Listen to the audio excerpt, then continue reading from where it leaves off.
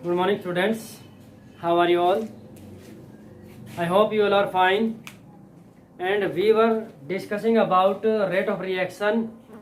Actually, we have studied lecture first of chemical kinetics, and today we are going to study next topic, that is rate of reaction. Rate of reaction. We have discussed little bit about rate of reaction. Today we are going to discuss in detail about rate of reaction.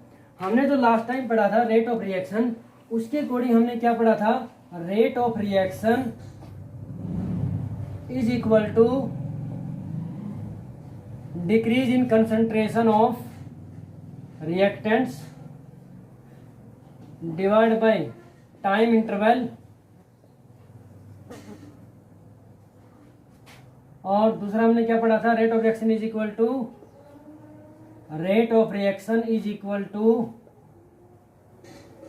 Increase in concentration किसकी, of products divide by time interval. ये हमने पहले ही study किया है. अगर rate of reaction को हम represent करें, rate of reaction is equal to delta R minus delta R by delta T is equal to plus delta P divide by delta T. Minus sign indicates decrease in concentration of reactants और plus sign indicate increase in concentration of products. तो dear students, rate of reaction जो है इसकी value, resultant जो value आती है हमेशा positive आनी चाहिए. इसीलिए जो माइनस साइन इंडिकेट करते हैं, दो मीनिंग है यहाँ पर. एक जो है डिक्रीज इन कंसंट्रेशन को दिखाता है, दूसरा मीनिंग क्या है कि जो डेल्टा आर की वैल्यू जो आती है वो नेगेटिव आती है, और नेगेटिव मिल करके क्या हो जाएगा, पॉजिटिव हो जाएगा. So for example PCl5 phosphorus pentachloride decompose to give PCl3 plus Cl2. अगर हमें इस रिएक्शन के लिए रेट ऑफ रिएक्शन लिखना हो तो रेट ऑफ रिएक्शन इसके बराबर होगा minus delta PCl5 square bracket, these square bracket will represent concentration, concentration symbol है ये, डिवाइड बाय डेल्टा टी. इसके बराबर होगा, ये दोनों प्रोडक्ट है, plus delta PCl3 divide by delta T is equal to plus delta Cl2 divide by delta T. तो हमारे पास ये आ जाएगा. तो डियर स्टूडेंट, यहाँ पर आप देखेंगे PCl5 PCl3 प्लस Cl2 लिखा है. अगर हमें इस रिएक्शन में देखो रिएक्टेंट और प्रोडक्ट दोनों के आगे कोई कोफिशिएंट नहीं है, यानी कि आगे मल्टीप्लाई नहीं है. अगर मैं दूसरी रिएक्शन लेता हूँ N2 plus 3H2 product form is 2NH3. इस रिएक्शन के लिए अगर हमें रेट ऑफ रिएक्शन है तो ध्यान से देखेंगे इसको. तो rate of reaction is equal to minus decrease in concentration of N2 divide by delta T. इसके आगे कोफिशिएंट 1 है तो ये एच डी रहेगा.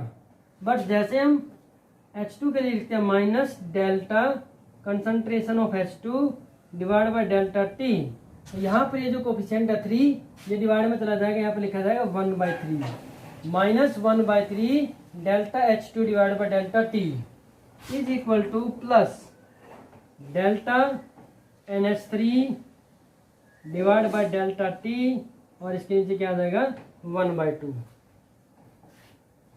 तो इन जनरल हम क्या लिख सकते हैं, ध्यान से देखेंगे इसको. इन जनरल में क्या लिख सकते हैं, अगर कोई केमिकल रिएक्शन है A plus B it gives C plus D, तो यहाँ के लिए रेट ऑफ रिएक्शन कैसे लिखेंगे, rate of reaction is equal to minus delta A divide by delta T minus delta B divide by delta T is equal to plus delta C divide by delta T और plus delta D divide by delta T. तो ये हो जाएगा. अगर ऐसे ही AA plus BB it gives C plus DD. इस reaction के लिए अगर हमें रेट ऑफ रिएक्शन लिखना हो तो ये कैसे लिखेंगे, यहाँ पर लिख सकते हैं हम rate of reaction is equal to minus delta A divide by delta T into 1/a minus coefficient 1/b delta B divide by delta T और plus 1/c delta concentration of C divide by delta T plus 1/d delta concentration of D divide by delta T. आपको समझ में आ गया होगा।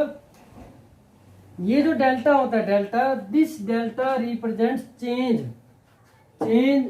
और जिसके आगे जो भी लिखा है symbol, change in concentration, change in time.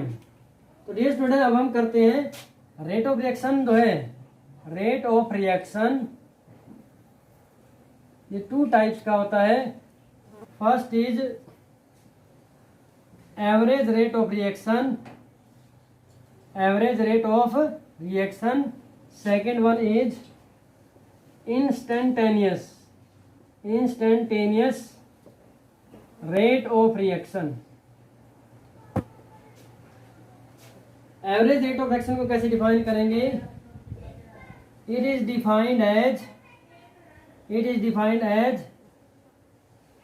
Change in, लिखेंगे rate of change of concentration of either reactants or products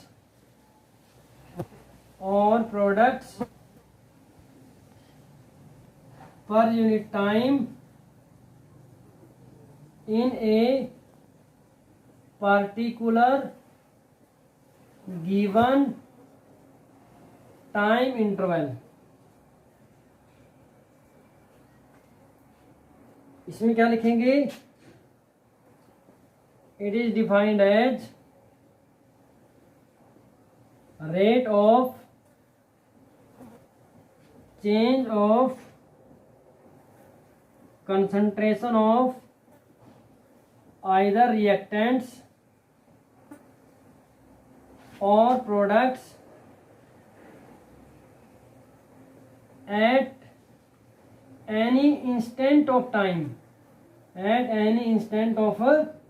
time, किसी पार्टिकुलर टाइम के ऊपर, एग्जैक्ट उस टाइम के ऊपर क्या rate of change of concentration है रिएक्टेंट्स या प्रोडक्ट्स में, और यहाँ पर एक टाइम इंटरवल के दौरान, मतलब T2 और T1 दो टाइम इंटरवल होंगे, यानी कि T2 final time, T1 initial time, उनके बीच में क्या चेंज आए, वहां पर हम average rate of reaction use करते हैं और इंस्टेंटेनियस रेट ऑफ रिएक्शन को पार्टिकुलर टाइम पर बोलते हैं। इसको रिप्रेजेंट जो करते हैं, rate of reaction is equal to delta R minus delta R by delta T लिखेंगे, या plus delta P divide by delta T लिखेंगे। बट इसमें कैसे लिखेंगे इसको? Rate of reaction, average rate of reaction, average rate of reaction को लिखेंगे RAV और इसको लिखेंगे RINT। ये क्या लिखा जाएगा? Minus D by D T of R plus D by D T of P। तो D by D T, D represents very small change, तो इसलिए हम इसको क्या बोलते हैं? इंस्टेंटेनियस रेट ऑफ रिएक्शन बोलते हैं। डियर स्टूडेंट्स, जो ये एवरेज रेट ऑफ रिएक्शन होता है, रेट और इंस्टेंट रेट ऑफ रिएक्शन को एवरेज रेट ऑफ रिएक्शन की फॉर्म में भी लिख सकते हैं, बट टाइम क्या होना चाहिए? As small as possible. R instantaneous can be written as minus delta R by delta T और plus delta P divide by delta T, where delta T approaches to zero. मतलब delta T बहुत कम होना चाहिए, it should approach zero, तब R instantaneous लिख सकते हैं इसको, अगर साथ में ये कंडीशन लिखी है। अब करना क्या है? अगर किसी मोस्ट ऑफ द टाइम जब भी आपको रेट ऑफ रिएक्शन को करना है, कोई भी न्यूमेरिकल उसका प्रॉब्लम करना है, तो आपको D by D T use करना है। और अगर किसी भी न्यूमेरिकल प्रॉब्लम में आपको एवरेज रेट के बारे में बोला गया, तब आपको delta by delta T use करना है, ये ध्यान रखना आपने। ये तो हो गया डियर स्टूडेंट्स थ्योरेटिकली जो है कैसे कैलकुलेट करते हैं। अब आता है measurement of rate of reaction. Rate of reaction को कैसे मेजर किया जाता है? Measurement of rate of reaction from graph. Dear students starting में आप ऑलरेडी पढ़ चुके हैं कि रेट ऑफ रिएक्शन जो है, किसी भी केमिकल का रेट ऑफ रिएक्शन अगर हमें कैलकुलेट करना है तो हमें रिएक्टेंट या प्रोडक्ट की कंसंट्रेशन की फॉर्म में करना है। और हमने ये पढ़ा है कि किसी भी रिएक्शन में रिएक्टेंट की कंसंट्रेशन स्टार्टिंग में मैक्सिमम होती है और with the proceeding rate of reaction जो है वो डिक्रीज होती जाती है कंसंट्रेशन रिएक्टेंट्स की, और प्रोडक्ट की कंसंट्रेशन स्टार्टिंग में 0 होती है और बाद में क्या होती है, इंक्रीज होती जाती है। तो रेट ऑफ रिएक्शन जो है इसको इंक्रीज इन कंसंट्रेशन या decrease in concentration of reactant की फॉर्म में भी डिनोट कर सकते हैं, ग्राफिकली इसको प्लॉट किया जा सकता है। अभी हम जो measurement of rate of reaction पढ़ेंगे इसको हम एक ग्राफ की हेल्प से पढ़ेंगे, उसके हेल्प से आपको करके दिखाएंगे। Dear students measurement of rate of reaction, average rate of reaction को हम पहले कैलकुलेट करेंगे। AVERAGE average rate of reaction. Average rate of reaction जो है ये किस ग्राफ किसके लिए है? इंस्टेंटेनियस रेट ऑफ रिएक्शन के लिए, और ये किसके लिए है? एवरेज रेट ऑफ रिएक्शन के लिए है। Average rate of reaction is equal to, आपको पता है कि इसके बराबर होता है minus delta R by delta T. Delta R किसके बराबर होता है? Minus R2 minus R1 divide by T2 minus T1। R2 at any time T2, देखो टाइम इंटरवल हमारे पास क्या है? ये है T1 5 सेकेंड और 15 हमारे पास क्या है? T2। तो T2 टाइम पर कंसंट्रेशन क्या रिएक्टेंट की 0.012, यानी कि R2 हमारे पास क्या है? R2 इज इक्वल टू 0.012 और R1 क्या हमारे पास? 0.040 लिख सकते हैं इसको। और T2 हमारे पास है 15 और T1 की वैल्यू कितनी है? 5 second. So rate of reaction R average is equal to minus, और यहाँ पे क्या लिखा? 0.012 minus 0.040 divide by 15 minus 5 minus 0.40 में से 0.012 माइनस करेंगे 0.028 माइनस डिवाइड बाय 10, और ये हो जाएगा आपका 0.028 डिवाइड बाय 10, दिस 0.0028।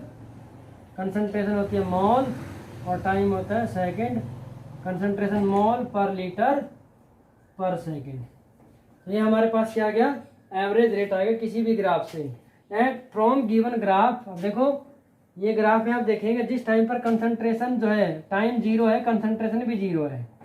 ये टाइम 0 है, टाइम 0 है तो कंसंट्रेशन मैक्सिमम है। 0 टाइम पर कंसंट्रेशन मैक्सिमम है 0.05। जैसे जैसे टाइम इंक्रीज हो रहा है concentration of reactant goes on decrease होती जा रही है। तो हमें T2 और T1 दो टाइम इंटरवल 15 और 5 के बीच में रेट ऑफ रिएक्शन क्या उसको कैलकुलेट करना था। तो हमने क्या किया? T2 टाइम पर जो कंसंट्रेशन थी R2 और T1 टाइम पर जो कंसंट्रेशन थी R1, तो ये होगी आपकी R2 और ये कंसंट्रेशन क्या थी आपकी R1। तो R2 माइनस R1 करके divide by T2 minus T1 किया, हमने इसको कैलकुलेट कर दिया। Next instantaneous rate of reaction. Instantaneous rate of reaction में ध्यान से देखेंगे थोड़ा, इसमें थोड़ा सा डिफरेंट है। रेट ऑफ रिएक्शन क्या लिखा जाएगा? माइनस dr बाई dt, और इसको क्या लिखेंगे? RINT is equal to minus dr by dt। तो डियर स्टूडेंट्स हमें for example at any time t is equal to 10 second, किसी time t is equal to 10 second के ऊपर हमें rate of reaction, instantaneous rate of reaction calculate करना है। तो कैसे करना है, ध्यान से देखेंगे। t टाइम पर एक हमारी कर्व है, तो जिस पॉइंट के ऊपर हमें कैलकुलेट करना है पार्टिकुलर टाइम पर, उसके ऊपर हम एक टेंजेंट ड्रॉ करेंगे, एक स्ट्रेट लाइन जो परपेंडिकुलर लाइन, यहाँ से इस पॉइंट के ऊपर एक स्ट्रेट लाइन ड्रॉ करेंगे which should cut at both Y axis and X axis, जो एक्स एक्सिस और वाई एक्सिस दोनों पर कट करती हो। तो इसको हमने टेंजेंट ड्रॉ कर दिया। टेंजेंट जो है ये वाई एक्सिस को कहाँ पर कट कर रहा है, 0.04 पर, और एक्स एक्सिस को कहाँ पर कट कर रहा है, 20 सेकेंड पर। तो ये जो आपका है, ये जो पॉइंट है, ये आपका कंसंट्रेशन हो जाएगा एट टाइम, दैट टाइम। तो ये हो जाएगा आपका कंसंट्रेशन, और ये क्या हो जाएगा आपका टाइम। तो हम इसको क्या लिखेंगे, R instantaneous is equal to delta X by या D X by D T, ये क्या जाएगा 0.04 डिवाइड बाई 20। अब यहाँ पर ये 20 जो है, अगर ये सेकंड है तो डायरेक्ट यूज करेंगे, और अगर ये मिनट में तो उसको सेकंड में कन्वर्ट करना पड़ेगा, क्योंकि यूनिट जो है वो मोल पर लीटर पर सेकंड है। तो हम इसको अगर हम 20 सेकंड लें तो आंसर क्या आएगा, 0.04 को क्या लिख सकते हैं, 4 मल्टीप्लाई 10⁻⁻2 डिवाइड बाई 20, और इसको क्या लिख सकते हैं, ये पावर ऊपर जाएगी 4/2 मल्टीप्लाई 10⁻⁻3, और ये क्या हो जाएगा 2 मल्टीप्लाई 10⁻⁻3। हमने इसको सेकंड ही मान यहाँ पर, तो ये 2 मल्टीप्लाई 10⁻³ मोल पर लीटर पर सेकंड, ये हमारे पास क्या आ गए, इंस्टेंटेनियस रेट आ जाता है। तो इस तरीके से एवरेज रेट और इंस्टेंटेनियस रेट को कैसे कैलकुलेट करेंगे, ये हमने ग्राफ से देखा है। Next we are doing some problems based on this topic.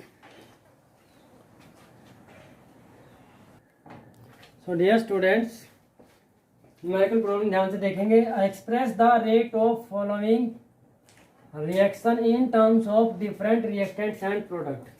Reaction दे रखी है, this is the reaction of Ostwald process used in preparation of nitric acid. Nitric acid को बनाने के लिए जो प्रोसेस होता है उसका नाम होता है ओस्टवाल्ड प्रोसेस। उस ओस्टवाल्ड प्रोसेस की अमोनिया की ऑक्सीडेशन की रिएक्शन होती है, ये याद रखना है इसको। Ammonia react with oxygen to give nitric oxide plus water. सबसे पहले तो रिएक्शन के अकॉर्डिंग हम लिखेंगे रेट ऑफ रिएक्शन। अभी मैंने आपको बताया है, जब तक आप ये ना पूछा जाए कि इंस्टेंटेनियस रेट कैलकुलेट करना है या एवरेज कैलकुलेट करना है, तो आप d/dt यूज करेंगे। Rate of reaction is equal to, इस रिएक्शन के अकॉर्डिंग लिख रहे हैं कैसे, -1/4 कोएफिशिएंट नीचे आ जाएगा, d/dt of concentration of NH3 is equal to -1/5 d/dt of concentration of oxygen is equal to +1/4, product में प्लस आ गया, d/dt of concentration of NO is equal to +1/6 d/dt of concentration of H2। d/dt, dt क्या, change in time, मतलब कि time के according क्या change आ रहा है कंसंट्रेशन में, उसको रिप्रेजेंट करा d/dt। तो यहाँ पर आप ध्यान से देखें, rate of formation of NO is given. Rate of formation, dear students, ये क्या है, रेट ऑफ फॉर्मेशन, ये भी rate of formation of water है, rate of disappearance of O2 है, rate of disappearance of NH3 है। तो एक प्रॉब्लम जो आती है, बच्चे क्या करते हैं, इस पूरी टर्म को मान लेते हैं कि रेट ऑफ फॉर्मेशन है, रेट ऑफ डिसअपीयरेंस है, इस पूरे को क्या बोल देंगे, रेट ऑफ डिसअपीयरेंस। डिसअपीयर होने का, रेट ऑफ डिसअपीयरेंस का मतलब है rate of decrease in concentration, rate of decrease in concentration of O2। तो इसमें कंफ्यूज नहीं होना है। रेट ऑफ डिसअपीयरेंस का मतलब है decrease in concentration, rate of formation का मतलब इंक्रीज इन कंसंट्रेशन। तो यहाँ पर आप देखेंगे जो यहाँ से गिवन है, जो वैल्यू गिवन है वो ये है, d + d/dt of NO is equal to 3.6 multiply 10⁻³ mole per litre पर सेकेंड। ये चीज गिवन है, ना कि ये। कई बार बच्चे इसको ये सोच लेंगे कि पूरी जो वैल्यू है 1/4 d/dt और कंसंट्रेशन ऑफ NO, इसकी वैल्यू गिवन है 3.6 मल्टीप्लाई 10⁻³ मोल पर लीटर पर सेकेंड। तो ज़्यादातर स्टूडेंट्स ये समझेंगे कि ये चीज़ गिवन है, ये गलत है। ये गिवन नहीं है, हमें rate of formation, rate of formation का मतलब है सिर्फ ये, इस क्वांटिटी की वैल्यू गिवन है। हम जो है जिसको भी कैलकुलेट करना है उसको इसके साथ कंपेयर कर लेंगे। तो फर्स्ट पॉइंट में हमें क्या करना है, rate of disappearance of NH3। तो करना क्या है, rate of disappearance of NH3 का मतलब है minus D by D T of NH3 minus D by D T of NH3 is equal to, ये कैलकुलेट करना है, ये क्या करना है, कैलकुलेट करना है। तो हम क्या करेंगे, जो कैलकुलेट करना है और जो गिवन, उन दोनों को कंपेयर करके करेंगे। तो कैसे करेंगे, -1/4 D by D T of NH3 is equal to 1/4 plus 1/4 D by D T of NO। तो इन दोनों को कंपेयर किया, क्योंकि इसको कैलकुलेट करना है, इसका यूज करके करना है। तो यहाँ से हमें वैल्यू इसकी निकालनी है। तो 1/4 को 4 उधर ले जाएंगे, हमारे पास हो जाएगा minus D by D T of NH3 is equal to 4 divide by 4 D by D T of NO। तो ये वैल्यू हमें गिवन है, 4/4 कैंसिल हो जाएगा, 1 into 3.6 multiply 10⁻³ mole per litre पर सेकेंड। आंसर आएगा 3.6 मल्टीप्लाई 10⁻³ मोल पर लीटर पर second. ये rate of disappearance first point हमारा सॉल्व हो गया है। सेकंड पॉइंट डायरेक्ट करो, हमें सेकंड पॉइंट में फॉर्मेशन ऑफ H2O करना है। NO का वैल्यू किया, तो लास्ट दो को कंपेयर करेंगे। तो 1/6 D by D T plus 1/6 D by D T of H2O is equal to plus 1/4 D by D T of NO। तो 6 उधर ले जाएंगे, D by D T of H2O is equal to 6/4 D by D T of NO। और ये वाली कितनी होगी, 3/2 multiply में कितना हो जाएगा, 3.6 मल्टीप्लाई 10⁻³ इसको सॉल्व करेंगे 1.8, तो जाएगा 5.4 मल्टीप्लाई 10⁻³ मोल पर लीटर पर सेकंड। तो ये हमारा सॉल्व हो जाता है।